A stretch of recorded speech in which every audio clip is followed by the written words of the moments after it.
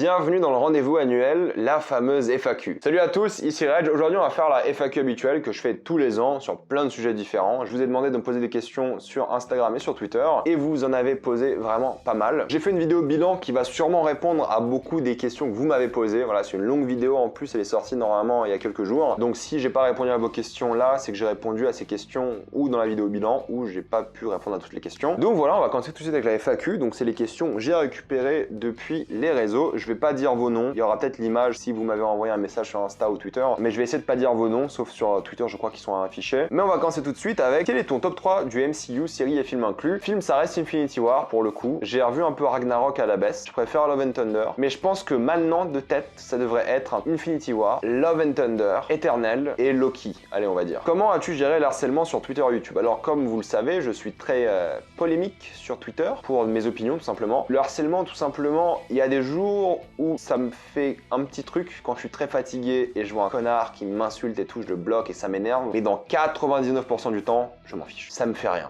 Je m'en fiche de ce que les gens pensent de moi. Je sais que mes opinions sont normales. Je sais que je dis rien de grave. Je sais que je suis pas choquant. Les choses que je dis sur Twitter, ça ne choquerait personne dans la vraie vie. Mais Twitter, c'est tellement une bulle que je sais que c'est pas la réalité. J'étais invité par exemple à TPMP. J'ai pas voulu y aller parce que je sais que la télé c'est différent. De toute façon, TPMP, j'y allais pour me faire lyncher quoi. C'est la vérité. Donc je le gère très bien. Ça m'a jamais fait mal. J'ai toujours eu un cuir solide. Ça m'a jamais dérangé. Je reçois des insultes, des menaces de mort tout le temps, tous les jours. Ça ne me fait rien pour le coup. Ça ne me dérange pas. Ça me prouve juste que vous avez, ceux qui envoient ces messages, des vrais problèmes psychologiques et il faut vous faire soigner. Quelle plateforme de streaming vous me conseillez de garder? 3 plateformes. Alors, elle n'est pas encore sortie, mais évidemment, il y a HBO Max, Apple TV+, qui est très bien sous-coté, d'excellentes séries. Une troisième, en fait, ça dépend ce que vous voulez voir. Dans le sens où si vous aimez Marvel, Disney, bah Disney+.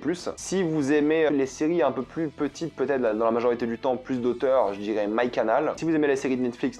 Si vous voulez voir Le Seigneur des Anneaux et The Boys, Amazon Prime, grosso modo. Et Amazon Prime, ils vont, je pense, step up et ils vont avoir de plus en plus d'excellentes séries, donc je pense que ça sera les prochains gros. C'est juste Netflix que je vois un peu se casser la gueule et OCS forcément parce qu'OCS ils sont finis. Vu que HBO Max va arriver en France l'année prochaine, OCS c'est terminé quoi. MyCanal, il y aura toujours ce côté un peu niche des séries qui sont toujours intéressant, mais c'est juste Netflix que je vois un peu se casser la gueule dans le futur quoi. Les autres, je pense qu'elles vont bien se porter, voire un peu plus percer. Quelle est ta plateforme de streaming préférée et celle en laquelle tu as le plus confiance pour l'avenir? Préférée, c'est dur parce que je pense que Netflix sont toujours la meilleure plateforme à l'heure actuelle, mais en termes d'adultes, de contenu, je pense qu'HBO Max, s'ils font pas de la merde, ils sont très bien partis. Apple TV+, pareil. C'est les deux, moi je vois HBO Max et Apple TV+, avoir le meilleur avenir. Ils sont pas chers, ils ont les meilleures séries, je pense. Les autres sont trop inégales. HBO, tu sais que c'est qualitatif. Apple TV, franchement, aussi. Honnêtement, les deux grosses plateformes. Quel bilan tires-tu à la mi-année pour le cinéma? Très bonne année, je trouve, pour l'instant. J'ai pas vu beaucoup de films de 2022, j'en ai vu 35, je crois, à la mi-année, ce qui est pas beaucoup. C'est l'un de mes pires scores, je crois. C'est pour ça qu'il faut me suivre sur Letterboxd pour voir ce que je regarde. Donc je trouve que c'est une bonne année, mais l'année série pour le coup exceptionnelle. L'année série est folle. Je trouve que ça sera peut-être, en fonction de comment se finit l'année, la meilleure année de série de l'histoire des séries télé. Les saisons que j'ai vues cette année-là, de séries qui sont sorties cette année-là, oh là là, tuerie de fou. Des trucs de monstres. C'est vraiment waouh.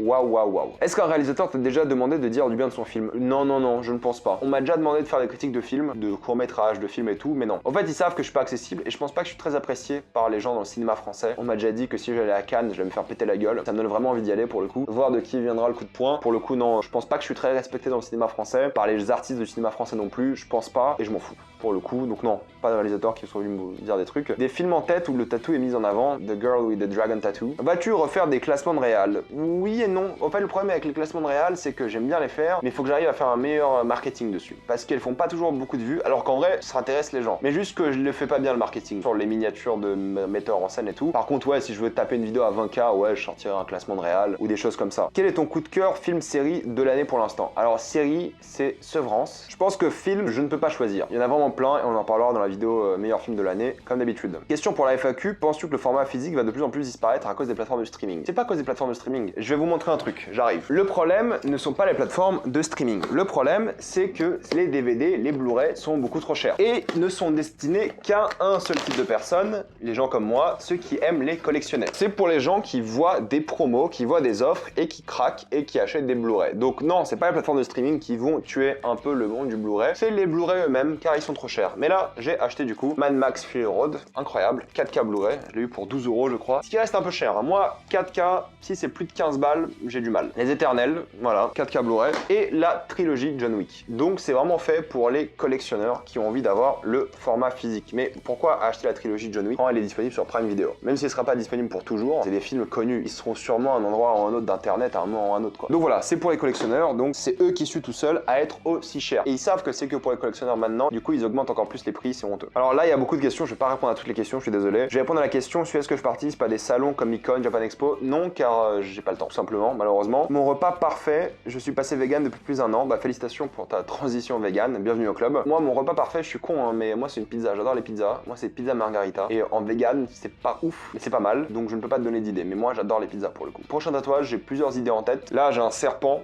Je vais me faire une sorte de dragon, le dragon de Sekiro, je pense ici, autour, pour avoir deux trucs qui tournent autour du bras. Et là, sur le torse, donc là j'ai un tatouage de Dark, que vous avez sûrement vu sur Insta, et là je vais me faire le logo de God of War Ragnarok, parce que il marche bien avec mon tatouage de Dark, je pense à peu près la même forme. Désolé, j'ai pas envie de répondre aux autres questions, j'ai pas la foi, faudrait que je réfléchisse, et j'ai pas envie de réfléchir. Je sors d'une heure de tournage d'une autre vidéo, je suis désolé. Les films préférés de quelqu'un en disant sur sa personne, quels sont les films auxquels tu es le plus sensible? Alors écoutez, j'ai jamais fait de liste de mes films préférés parce que j'en ai trop, mais au fur et à mesure de mon expérience sur Letterboxd, donc le fameux site dont je vous parle depuis tout à l'heure, le lien dans la description, tout ça. J'ai une liste qui s'appelle mes films préférés, où je vais rajouter des films préférés au fur et à mesure, que je revois ou que j'ai pas vu depuis longtemps. Je vais en mettre là-bas plein. Comme ça, vous pourrez me juger. Si un jour t'as assez YouTube monnaie pour avoir un cinéma dans ta maison, rêver c'est important, est-ce que tu irais toujours au cinéma? J'irais toujours au cinéma pour l'expérience et parce que les films sont disponibles qu'au cinéma. Je pense que j'ai l'argent pour aujourd'hui, j'en ai parlé dans ma dernière vidéo aussi, pour un home cinéma, mais j'ai pas la place. Même quand je m'achèterai un appart, même si c'est un grand appart, j'aurais pas la place. Mais c'est pas un truc que je veux dans ma vie. Je veux pas dédier une pièce à un cinéma. Et oui, j'irai toujours au cinéma pour l'expérience. Est-ce que tu as des gros projets que tu aimerais réaliser sur YouTube? Alors ça va avec ma dernière vidéo, c'est-à-dire que YouTube c'est un truc que je fais à côté, et malheureusement je ne peux pas dédier du temps à faire ça. J'ai un travail à côté, bientôt d'ailleurs, j'aurai un travail dans quelques semaines à côté, je ne pourrai pas prendre du temps sur YouTube. Les formats habituels vont continuer, et peut-être je vais changer un peu les formats, mais ça restera le fond vert, et puis basta. Que penses-tu des films fast-food ou séries, comme par exemple ceux de Marvel? Des fois c'est bien de manger fast-food, moi j'aime bien. D'autres activités à part ton travail et YouTube, hors cinéma, films et séries? Oui, beaucoup de sport, je vais à l'escalade 2 fois par semaine, je vais à la salle de sport 2 fois par semaine, j'essaie d'aller courir au moins 1 fois par semaine, donc du sport 5 fois par semaine quand j'ai le temps. Escalade quoi qu'il arrive, sauf en vacances, j'y vais 2 fois par semaine. Ensuite c'est tout ce qui est vie sociale en fait, tout simplement. Et voyage, évidemment,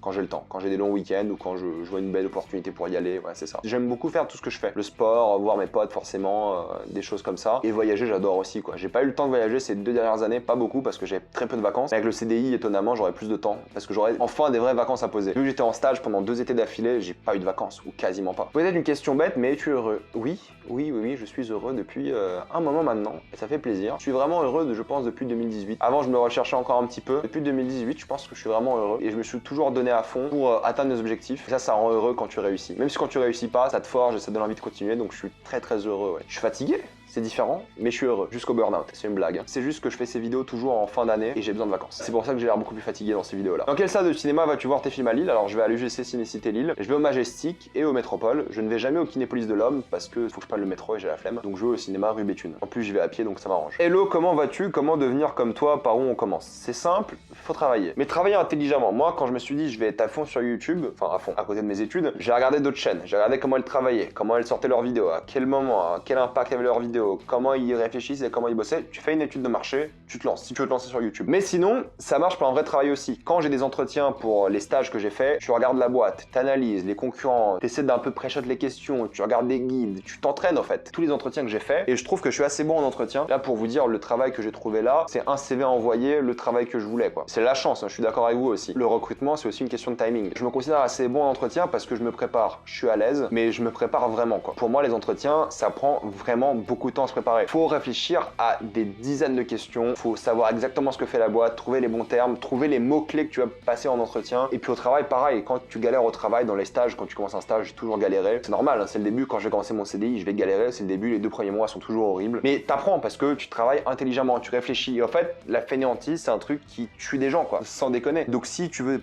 pas devenir comme moi, mais vraiment tout ce que tu veux dans la vie, si tu bosses, tu l'auras. 99% des trucs, il faudra sûrement faire des sacrifices par-ci par-là, mais si t'as un objectif que tu veux plus que tout dans ta vie, tu mets tout de côté et tu te concentres sur ça, sans te tuer la santé ou te tuer la santé mentale, parce que si tu tues ça et que t'arrives pas à ton objectif, ça vaut pas le coup. Donc faut aussi réfléchir, faut aussi prendre des vacances, des choses comme ça, mais c'est vrai que c'est le travail, il y a pas de secret, c'est travail. travailler intelligemment, pas être fainéant. Si t'as beaucoup bossé, si t'as envie de vraiment réussir dans n'importe quel domaine, faut travailler quoi. Les gens qui arrivent, ils ont tous vraiment bossé. C'est très rare les gens qui n'ont pas bossé pour arriver à une situation confortable. Est-ce que tu comptes changer ton identité visuelle? Je ne compte pas parce que j'aime bien. Et au fait, à la base, le fond vert, je l'avais acheté parce que j'allais beaucoup déménager. J'habite ici dans cette pièce-là, je suis encore en colocation depuis 2 ans maintenant. J'ai le fond vert parce qu'en fait, j'ai beaucoup déménagé durant mes études. Erasmus, puis de appart en appart à Lille et des choses comme ça. Là, je vais m'acheter un appart bientôt, on croise les doigts. Je vais encore redéménager et au fait, je voulais que l'identité visuelle soit toujours la même. Vu que j'allais souvent déménager avant de m'installer quelque part réellement, je voulais pas gâcher ça et j'aime bien le fond vert, ça permet de mettre des images et tout derrière moi, ce qui est bien plus immersif, je trouve. Combien de temps mets-tu pour faire une vidéo de 8 à 15 minutes? Si je dois regarder une série ou un film, faut compter au moins 2 heures pour le film minimum et X heures pour la série. Ça, c'est logique. Le tournage, je coupe environ 30% de ce que je tourne. Parce que je coupe les respirations, je coupe tous ces petits trucs pour avoir une vidéo vraiment qui va vite. Donc si une vidéo dure 12 minutes, j'ai tourné en moyenne pendant 15-16 minutes. Le montage en fonction de la durée de la vidéo. Je dirais que 15 minutes de vidéo prend 2 heures à monter. Les vidéos que je sors là en ce moment, elles sont un peu plus longues. Donc ça prend au moins 2 heures à monter. Avec la miniature, les tags, le titre YouTube et tout, le rendu de la vidéo, faut compter 2h30 quoi. En moyenne par vidéo, ça peut aller de 6 heures à 12 heures pour faire une vidéo. Et quand j'ai pas de série ou film à regarder, bah j'ai au moins 2 heures de recherche. Au moins, minimum, et des fois beaucoup plus. Coucou, j'espère que tu vas bien, j'ai 2 questions. Avant de lancer une vidéo, rédiges-tu une critique ou alors est-ce une totale improvisation? Les deux. Toutes les critiques à chaud sorties de cinéma, c'est improvisation totale. Au cinéma, je prends pas de notes, comme beaucoup de mes collègues youtubeurs cinéma, je prends pas de notes, rien. Quand je refais d'autres vidéos qui sont pas des critiques à chaud sorties de cinéma ou qui sont des films Netflix et tout, là j'ai un peu de notes parce que j'ai pu réfléchir un peu et je note pendant le film en question. Parce que je suis chez moi et tout, au cinéma je dérange pas. Donc les critiques à chaud sorties de cinéma, c'est total impro, le reste c'est avec des notes. C'est pas un texte, hein, c'est des petites notes, des petits trucs. Outre YouTube, où est-ce qu'on peut faire des critiques cinéma? Écoute, je n'en sais rien. Il y a des écoles pour ça, je ne connais pas du tout le domaine. Mais en vrai, YouTube, c'est là que tu as le plus de chances d'avoir le plus grande audience. Maintenant, TikTok en vrai. Si tu veux faire des critiques cinéma où tu gagneras pas d'argent parce que c'était TikTok, tu veux vraiment percer sur TikTok et tu gères bien l'algorithme TikTok et tu l'as bien compris, tu peux être facilement, je pense, connu sur TikTok. Parce que pour l'instant, il n'y a pas beaucoup de francophones qui parlent de cinéma sur TikTok. Donc il y a un truc à faire là. Moi, je le fais pas parce que j'ai pas le temps. Mais s'il y a un endroit pour faire des critiques, alors tu vas me dire TikTok c'est horrible parce que tu as genre 15 secondes ou 1 minute. Si tu veux faire des critiques écrites, tu fais une école de journalisme ou de cinéma, j'imagine. Si tu veux faire des critiques, juste des critiques, si tu utilises les bons mots-clés, une critique de film, ça se fait en 1 minute. Hein. Si tu développes pas beaucoup et tout, une critique no spoiler. Mais après, rien ne t'empêche de faire plusieurs TikTok sur un film. Donc pour moi, TikTok, c'est un endroit qui est super puissant si tu veux gagner en notoriété vite. Si tu comprends bien l'algorithme, il faut scroller sur TikTok, il faut voir ce qui marche. YouTube aussi, mais YouTube, c'est plus dur, c'est plus de travail, c'est plus compliqué. Il y a la concurrence, il y a moi, donc c'est beaucoup plus dur. Après, voilà, commence sur Sens Critique, commence sur Letterboxd, commence sur Allociné, commence à écrire, commence à faire des vidéos. Si tu veux avoir du succès, mets-toi à fond. Sinon, fais-toi plaisir et juste balance ça sur les réseaux, quoi. Parce que pareil, peu importe où tu veux aller, il y aura toujours de la concurrence. Mais TikTok, c'est encore un terrain un peu vierge pour le cinéma série francophone. La critique là-bas, il y a moyen de vraiment être dessus, quoi. Moi, j'en vois de plus en plus des critiques cinéma sur TikTok. J'en vois, hein. Je les vois, je m'abonne à eux, je regarde ce qu'ils font et tout. C'est intéressant. C'est complètement différent de YouTube, mais c'est intéressant. Et je pense que s'il y a un endroit où il faut aller maintenant, c'est TikTok. Top 5 rap FR. Écoute, j'ai écouté du rap pendant quelques années, là récemment. Moi, je suis quelqu'un de très rock d'habitude. Et ces dernières années, je voulais vraiment m'intéresser à cette culture du rap parce que je l'avais pas vraiment. En tout cas, le rap français, le rap US, je connaissais un peu plus. Mais le rap français, je l'avais pas. Donc j'ai écouté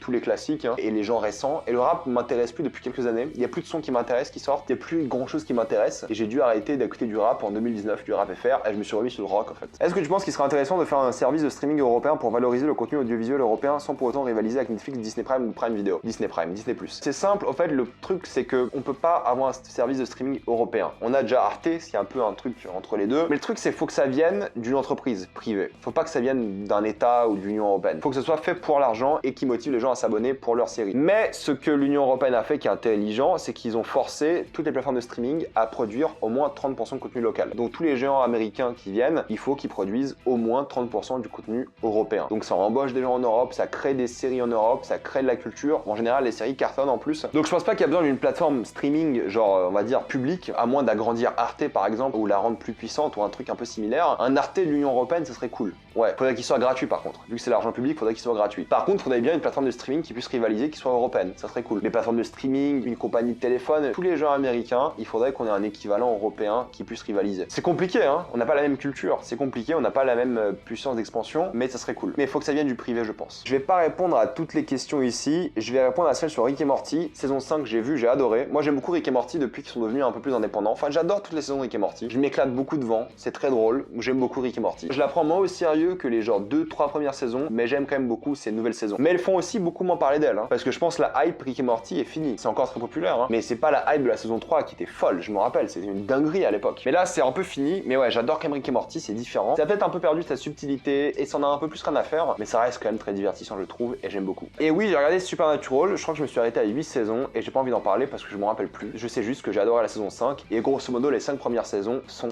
très cool et très divertissantes. Mais je les regardais à l'époque à la télé. Après, j'avais tout piraté, j'ai tout regardé jusqu'à la saison 8, je crois. Mais ouais, pour moi, les 5 premières valent le coup de mémoire d'être vues. Penses-tu que le cinéma international dominera le marché du cinéma dans quelques années après le succès de plein de films aux Oscars comme Parasite? Les award shows sont-ils morts? Les award shows sont en train de mourir, je pense, parce que les gens n'en ont plus rien à foutre des récompenses, ce qui est légitime vu que c'est un fiasco à chaque fois, quasiment. Oui, je pense que le cinéma international perce de plus en plus, mais pas grâce à Parasite, grâce à Netflix, grâce aux plateformes de streaming qui proposent de plus en plus de contenu international. J'ai toujours dit que c'était l'une des grosses qualités des plateformes de streaming de proposer du contenu du monde entier. Donc c'est pas Parasite qui va sauver le cinéma international, c'est les plateformes. Et en plus là, la Chine, elle bat des records chaque année de box-office. Les films chinois, ils sont toujours dans le top 2, top 3, voire top 10 au sens large des films qui rapportent le plus d'argent au monde. Chaque année. C'est monstrueux. Là, c'est le cinéma chinois qui explose. On voit aussi le cinéma indien qui explose de plus en plus avec les plateformes de streaming de une, avec un film comme RRR qui a cartonné aux States et qui est pas encore disponible en France. Est-ce que tu envisages un monde sans cinéma? On peut pas vivre sans art, sans cinéma, sans poésie, sans musique, sans livre. On ne peut pas. On est humain, on peut pas. Ça apporte tout aux gens. Pour se divertir, pour les aider, ça apporte tout. On peut pas vivre sans. Alors pendant le Covid, j'ai toujours dit que c'était pas essentiel. Il n'y avait pas besoin de produire de nouvelles choses pendant un an. Ça va. Oui, il y aura toujours cette volonté de raconter des histoires et le cinéma ne va jamais mourir. Comment sont tes relations avec les autres vidéastes qui font des critiques de films? Je les déteste tous. Non, je plaisante. Ils me détestent tous parce qu'on n'a pas du tout la même vision du cinéma, des séries télé. Alors j'ai mes collègues comme d'habitude. En gros, mis à part genre Clapman,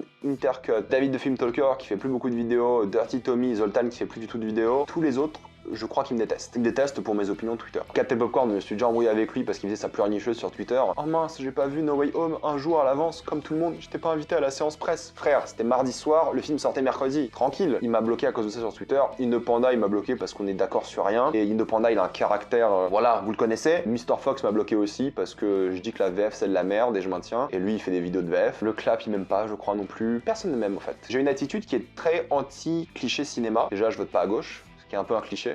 C'est con, mais voilà, c'est aussi pour ça. Donc il y a plein de petits trucs qui me font vite détester par les autres youtubeurs cinéma. Je pense que Mathéo de la chaîne Viggy qui m'aime pas non plus, Toshi Geek qui m'a bloqué aussi. Il y en a plein, j'en ai beaucoup qui m'aiment pas. Est-ce que ça t'intéresserait de faire plus de critiques d'animés? Le problème c'est que les animés, c'est un genre à part entière que je ne maîtrise pas. Je n'ai aucune culture animée mis à part quelques classiques. Donc je peux pas donner mon avis sur ça, sauf les trucs un peu populaires comme SNK que moi j'ai regardé et que j'aime bien. Mais je peux pas donner mon avis sur plein d'animés parce que je ne connais pas le style d'animation, je ne connais pas la manière dont on fait ces séries. Je ne m'y connais pas. C'est complètement différent. Et pour le coup, je me sens pas à l'aise d'en parler. SNK, j'en parle parce que c'est populaire et que j'aime bien et j'ai commencé à l'époque quand je voulais m'intéresser aux animés et du coup j'ai continué. Mais parler d'un autre animé, je ne pourrais pas parce que je ne connais pas les codes, je suis pas du tout à l'aise. Peut-être un jour un animé hyper connu donne envie d'en parler, j'en parlerai aussi pour voir ce que ça donne. Mais ouais, je le dirai toujours en vidéo. Je suis pas fait pour quoi, c'est pas mon job quoi. Je suis pas un mec qui parle d'animé. C'est con parce que je sais que je pourrais faire beaucoup plus de vues et tout, c'est juste pas mon délire et je suis pas un méga fan d'animé non plus. J'aime bien regarder, mais c'est pas mon délire non plus. Est-ce que j'ai déjà quitté une salle de cinéma parce que le film était trop nul? Oui, Transformers de Last Night, je crois. C'était de la merde, j'ai jamais fini ce film. Hello Reg, j'aime beaucoup ton taf, c'est clean, propre et régulier. C'est gentil, merci. Ça m'a permis de développer un sens critique vis-à-vis du cinéma malgré mon jeune âge, je t'en remercie. Bah, je suis très content. Il faut toujours développer son sens critique. Quels sont tes endroits préférés à Lille? Pour ceux qui le savent pas, j'habite à Lille et j'adore Lille. C'est ma ville préférée pour l'instant. J'adore vivre ici. J'adore cette ville en France. Mes endroits préférés, bah, j'adore courir à la Citadelle. Je vais à l'escalade dans le centre de Lille. Je vais à Fitness Park aussi, toujours dans le centre. Ça, c'est mes endroits que j'aime beaucoup. J'adore aller rue Royale. C'est là qu'il y a tous les bars. Je mange souvent rue Béthune. Quand je vais manger quelque part, c'est rue Béthune pour un petit fast-food. Si c'est pour au resto, c'est dans le Vieux-Lille. Rue de Gand, j'aime bien aussi, même s'il n'y a pas beaucoup de trucs vegan. Vu que j'habite dans le centre de Lille, j'aime beaucoup tout ce qui est République, Riour, le Vieux-Lille. J'ai souvent travaillé à côté de la gare, Lille Europe et Lille Flandre. J'adore le centre de Lille, je m'y balade tout le temps. J'adore le coin de la mairie. J'aime trop cette ville, quoi. Vraiment, j'aime trop être ici. J'aime beaucoup d'endroits. J'ai une liste Google avec genre 55 bars à Lille. C'est vraiment un vrai problème, ça, faut que je consulte. Blague à part, ouais, non, c'est une ville super et j'aime beaucoup des endroits. Oisem aussi, j'aime bien. En plus, Gambetta. À certains endroits, pas tous les endroits. J'adore cette ville, quoi. Et si on va en dehors de la ville, il y a plein d'endroits super cool en dehors, qu'en agglomération, qui sont trop bien. Est-ce qu'un film a changé ta perception des choses, de la société, etc.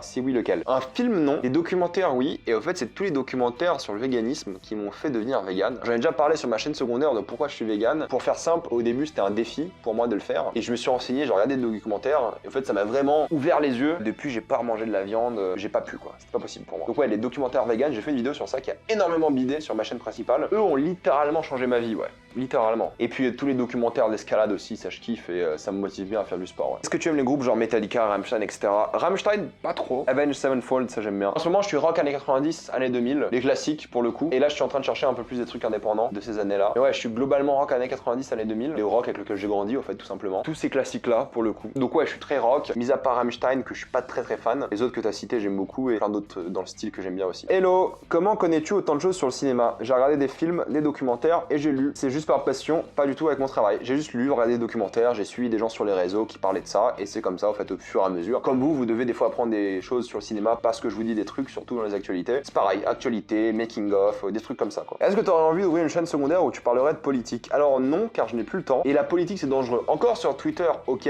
mais c'est vrai que ça aurait été intéressant pour moi d'avoir une chaîne politique parce que j'ai un avis, j'ai l'impression qu'il n'existe pas sur YouTube. T'as des youtubeurs d'extrême droite, d'extrême gauche, je suis d'aucun de ces partis-là. Du coup, ça aurait été intéressant, je suis d'accord. Discord, je n'ouvrirai pas parce que j'ai pas le temps de le gérer, encore une fois, c'est ça le problème, et je vais jamais sur Discord de manière générale. Si j'étais au chômage là en septembre, j'aurais probablement fait plein de choses différentes sur ma chaîne secondaire parce que j'aurais eu le temps, politique et autres. Mais là, vu que j'ai un travail, non. As-tu déjà eu des moments de déprime ou même de dépression à cause de ton harcèlement incessant sur les réseaux? Non. J'ai toujours été quelqu'un d'assez heureux. Il y a un moment dans ma vie, au fait, où j'étais un peu en déprime pendant 6-7 mois. C'était quand j'habitais encore en Paris, j'habitais avec mes parents, tout petit appart, mes études me plaisaient pas, je savais pas quoi faire de ma vie. J'aimais pas du tout ce que je faisais, j'étais en informatique, j'étais pas du tout fan, j'aimais plus Paris, j'étais plus du tout à l'aise dans cette ville. Je suis parti de Paris, boost de bonheur, de une. Je pense que beaucoup de personnes seraient plus heureuses hors Paris. J'ai changé d'études, alors là, giga boost, je suis parti d'info à licence éco-gestion. Et depuis ce changement-là, depuis que j'ai trouvé un but à ma vie, depuis que je savais quel master faire et quel travail faire, ma vie est bien. Depuis, j'ai jamais été déprimé, en dépression. T'as des coups de blues de temps en temps quand t'es fatigué, t'as pas assez mangé, t'en as un peu marre de certains trucs, mais jamais de trucs sérieux, quoi. Jamais de trucs qui durent plus d'un jour. Des fois, c'est juste que j'ai mal dormi, je suis déprimé la journée, quoi, mais c'est tout. Donc non, les réseaux m'ont jamais rien fait, m'ont jamais blessé, sauf encore une fois quand j'étais dans le mauvais jour, c'est-à-dire que j'étais dans l'un de ces jours où j'étais fatigué et ça me saoule. Là, les réseaux me saoulent, mais je l'ai jamais emporté plus loin que le lendemain. Pourquoi est-ce que je vis à Lille? Alors, en fait, quand je voulais partir de Paris, j'avais le choix entre plusieurs villes. J'ai envoyé plein de CV pour être pris en L3 dans plein d'universités différentes. Et Lille est la première qui m'a répondu. J'ai été accepté à peu près partout au final. Bordeaux, Nantes,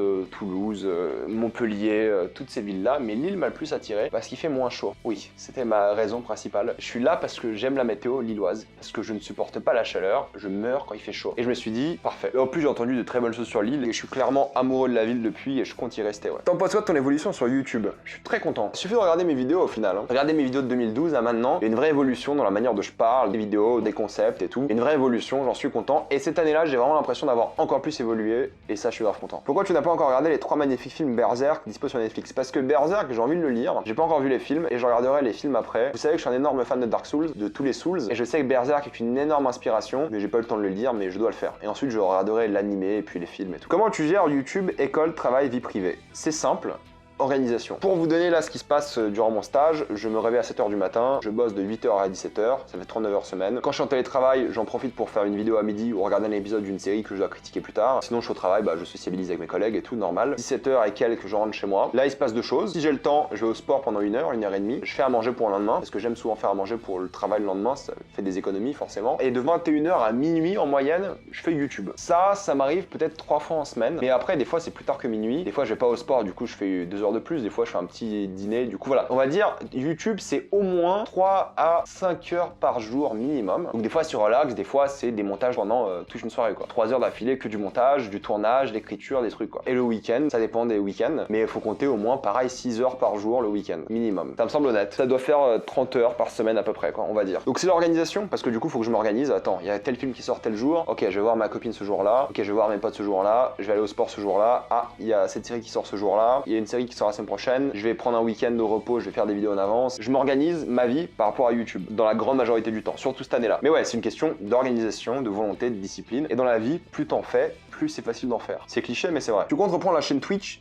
Je n'ai plus le temps. En fait, la chaîne secondaire, la chaîne Twitch, j'aimerais trop en refaire, mais là, je n'aurais vraiment plus le temps. Faudrait peut-être que je m'y remette. Vraiment. J'y ai pas du tout pensé, ça m'a complètement surpassé, quoi. En tout cas, 2022, je pense pas. Peut-être 2023, quand je vais me relaxer en termes de volume de vidéos, peut-être, j'aurai plus de temps, comme je l'ai expliqué dans ma dernière vidéo, mais non, cette année, non, c'est sûr que non. T'en es où dans ton régime vegan? Ça fait 3 ans que je suis vegan, alors encore avec cette petite astérix dans le sens où quand j'ai pas le choix, je mange pas vegan, mais je mange végétarien. 3 ans en septembre que je suis vegan, mais en fait, le problème, c'est que là, j'ai eu pas mal de voyages d'affaires, par exemple, et c'est pas possible de manger vegan, et tu vas pas dire à tes collègues ou à tes clients ou à tes partenaires, je mange pas parce qu'il n'y a pas vegan. Tu manges végétarien et tu fermes ta gueule, quoi. C'est normal. À Lille, je mange toujours vegan. En France, quand je peux manger vegan, je mange toujours vegan. En voyage à l'étranger, c'est vrai que des fois, t'as pas le choix et c'est un peu compliqué. Mais quand je peux, je mange vegan. Mais à Lille, quand je suis chez moi, donc 98% du temps, je mange vegan. Il y a quelques écarts végétariens, pas de viande ni rien, juste végétarien quand j'ai pas le choix en fait. Surtout lié au travail. Et où la critique de Narcos Mexico saison 3? Putain, j'ai toujours pas vu la saison. J'ai toujours pas vu en fait. Je suis dans le déni que la série est finie et je crois que j'ai pas envie de la voir et j'en ai entendu des choses assez négatives. Mais faut que je la regarde un jour. Elle est dans ma liste, faut que je la regarde. As-tu des réactions après tes tweets sur ton salaire de la part d'autres youtubeurs? Le truc c'est que aucun youtubeur que je connaisse m'apprécie. Donc personne vient me parler. Je suis vraiment le mouton noir, j'ai l'impression de Twitter. J'ai partagé mon salaire comme je l'ai partagé dans ma dernière vidéo. Ça a fait genre 18 000 likes parce que aucun youtubeur partage son salaire honnêtement. Très peu. J'ai partagé tout, les partenariats, les droits d'auteur, tout. Il n'y a jamais aucun youtubeur qui me contacte. Jamais. Ça n'existe pas. Encore moins sur Twitter,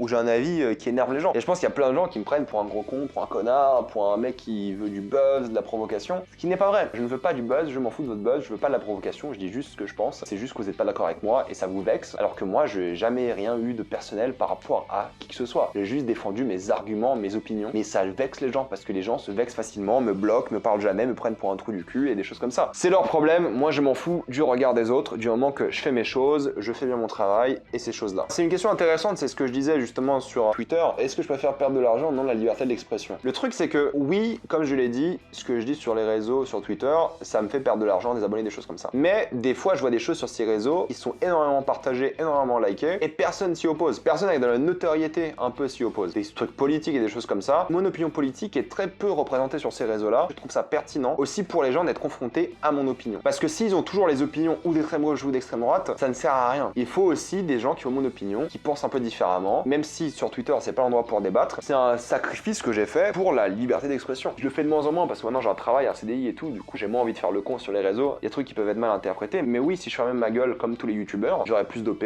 plus d'argent, plus de tout en fait. Et vu que YouTube c'est pas mon travail, j'ai cette liberté de pouvoir dire des trucs. Alors que les autres youtubeurs, s'ils parlent politique, ils ont plus de partenaires. Ils peuvent pas parler à cause de ça. Donc j'ai cette liberté de pas être dépendant 100% de YouTube, qui me permet d'avoir un peu plus de liberté que les autres. Est-ce que je vais encore à la salle et comment s'organise ton régime vegan par rapport à la prise de muscle? C'est simple, j'ai pris 10 kilos cette année, j'étais pas en état de faire un régime et j'ai fait que manger parce que j'avais beaucoup de choses qui se passaient dans ma vie en termes de travail. Le master était pas facile cette deuxième année, trouver un stage, trouver un travail c'était stressant. Là j'ai tout trouvé, j'ai fini le master, j'ai trouvé le travail, là je peux refaire un régime, je peux reperdre du poids. Mais j'ai pris 10 kilos, je sens aussi que j'ai pris du muscle parce que je le vois de une, j'ai pris 10 kilos, c'était pas que du gras, sinon je serais bien plus gras. Je suis à 91 kilos, j'ai pris du muscle, donc mon régime vegan a fonctionné. Après voilà, je peux pas comparer la manière dont j'ai pris du muscle en mangeant de la viande à 17 ans quand je me suis mis à la salle et maintenant à 25 ans. Ça n'a rien à voir. Mais ce que je sais, parce que j'étais sur MyFitnessPal et des choses comme ça, je comptais mes calories et mes macros et en effet, je mange plus de protéines en étant vegan car je fais plus attention aux protéines que je mange et j'en mange plus. Donc oui, j'ai pu prendre du muscle en tant que vegan, ça y a pas de souci. Mais est-ce que j'aurais pu en prendre plus en mangeant de la viande? Je ne saurais jamais. Là, mon but, ça va être de reperdre ces 10 kilos. Ça s'est un peu accumulé à des endroits que j'aime pas trop. Je suis loin d'être gros, voilà, je pèse 91 kilos pour 1m90. Le régime vegan, si tu fais vraiment attention, c'est facile de perdre du poids. Et là, je me suis vraiment fait plaisir niveau alimentaire. Je voulais pas me prendre la tête à faire à manger des fois. J'étais trop occupé dans plein de trucs. Mais là, avec le CDI et tout, je vais me remettre sérieusement. Je vais suivre un peu aussi ma prise de muscle, ma sèche aussi, comment ça va se passer. Penses-tu que l'euro va survivre à la montée des taux directeurs de la BCE? C'est un truc qui me fait peur parce que déjà, je bosse pour des projets européens. Donc s'il y a plus d'euros, il y a plus d'Union européenne, c'est sûr. J'ai plus peur maintenant de l'euro que j'ai eu peur pendant la crise financière ou pendant la crise souveraine de la dette grecque. L'euro, il a été fait pour une raison à la base, c'est lutter contre l'inflation. C'est très caricatural ce que je dis, mais il a été fait pour lutter contre l'inflation. C'est pas la faute de l'euro que l'inflation existe aujourd'hui. Ça, on le sait, il y a d'autres facteurs. Mais on va voir si justement la monnaie qui était faite pour lutter contre l'inflation va survivre pour faire sa mission principale. Je pense qu'ils vont injecter beaucoup d'argent dans l'euro quoi qu'il arrive. Ils vont faire quoi qu'il arrive pour sauver l'euro. Parce que s'ils sauvent pas l'euro, il n'y a plus d'Union européenne. Et ça